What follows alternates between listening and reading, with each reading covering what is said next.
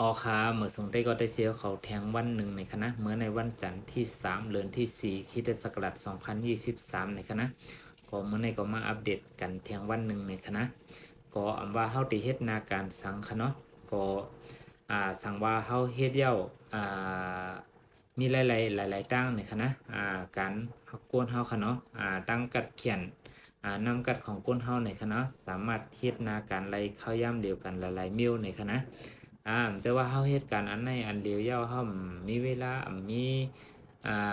ตื้อตั้งตอนดัดดีก็เฮ็ดตังมิวในคณะมันมีค่ะนะเข้ายามอันที่เฮาเฮ็ดการออนไลน์ไว้ในคณะเหมือนเฮาผูกต้นไม้ค่ะ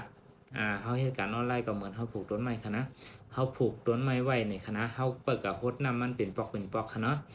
หักมันก็หากินหายามกล้วยมันค่ะนะ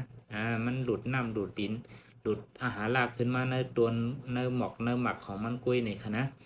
เหมือนจึงเฮาขายของออนไลน์ก็เหมือนกันค่ะเฮาแชร์ว่าเฮาโพสต์ไว้ว่าเฮาลงไว้ว่าในคณะได้ก็ได้เซตีเปิ้นตั้นพี่ๆน้องๆที่เปิ้นตั้นในคณะเปิ้นเขามาด้วยหญ้าเปิ้นไข่ไล่เปิ้นไข่ซื้อในคณะ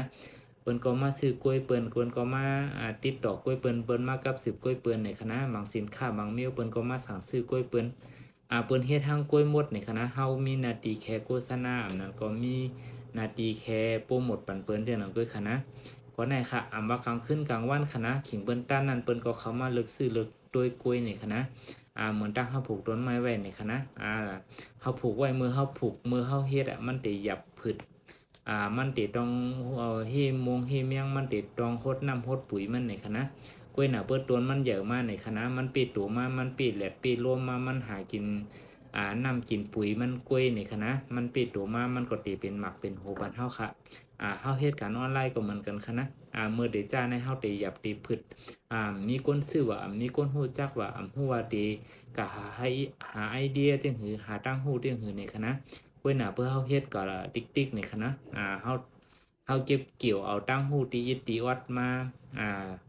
มาปรับปรุงตัวเจ้าเก่าในคณะมามีอันละเฮายุย่อมในคณะเฮาก็มามีตัวเฮามา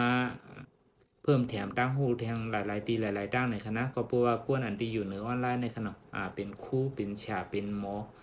เป็นผู้ปันตั้งหูเฮากูก่อในคณะผิดถูกออกมากันคณะอันละดีเฮาก็เก็บหอมเก็บซิมเก็บเปียงไว้คณะก็ในค่ะการออนไลน์คณะเหมือนเท่าผูกต้นไม้ค่ะมีหลายๆเศร้าสีจุมองเปิ้นก็สามารถเข้ามาด้วยเลยสามารถสั่งไรเท่าสิ่งจุมองกิ่งมือเฮารับกิ่งมือเฮานอนในคณะกอลีเด้ๆค่ะเนาะใครเฮอกูก็จ้ามเปิดใจเห็นฮู้ด้วยในคณะ